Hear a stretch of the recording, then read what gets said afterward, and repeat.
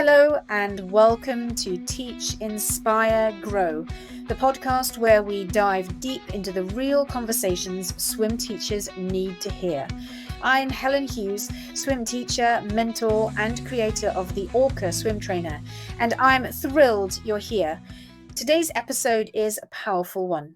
We're asking you to pause and rethink everything you've been taught about safety first swimming, because we're talking about a topic that often gets misunderstood: exploratory play, or what some call risky play, and why it absolutely deserves a place in your swimming program.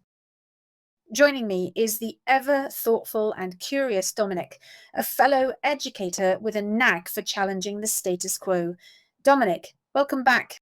Thanks, Helen. It's always a pleasure. And I have to say, the title of today's episode, Stop Whistling at the Splash, really got me thinking. I mean, how many of us have been taught to immediately shut down any movement that looks unpredictable in the water? Exactly. The poolside has become a place of constant correction. No jumping, no splashing, no running, no standing on floats. And sure, safety matters, of course it does, but at what cost? Because in all of that no, we're missing out on something essential: real learning. Learning through exploratory play. And this type of play isn't about chaos or being careless. It's about allowing children to experience the real water, not the controlled version, and to build wisdom through their own discoveries. That's it. When we let children explore, we're giving them the chance to become smart swimmers: self-aware, mastery of movement, anticipation skills, respect for water, and trust in their abilities. But when we say stop that every time they wobble or flip or try something unexpected, we're stripping them of those learning opportunities. I think what really hits me is this: water is already risky. So why are we pretending that removing all perceived risk teaches safety? Because we've been conditioned to think safety equals control. And yes, structure is important, but if it's too rigid, it becomes a cage. Exploratory play gives children a safe container within which to take purposeful risks. That's how they become water wise. That's how they grow. Can you give an example of what exploratory play looks like in action? Absolutely. Picture a child balancing on a float. They're wobbling, testing their weight, working out how far they can lean without tipping. In a traditional setting, they'd be told to sit down immediately. Too risky. But in a purposeful play setting, I might say, "What did you notice when you leaned forward?" Or, "Let's try that again with bent knees. How does it feel now?" That's a coaching moment. That's embodied learning. And that's so different from a tick box approach. It's responsive, not prescriptive. Exactly. And that brings me to one of my favorite tools, the Orca Swim Trainer. This isn't just a float, it's a bridge. It gives children the support they need to explore safely without being overhandled or restricted. So instead of removing risk, you're making space for safe risk taking. Yes, it helps swimmers focus on how their body moves to spin, balance, tumble, and recover.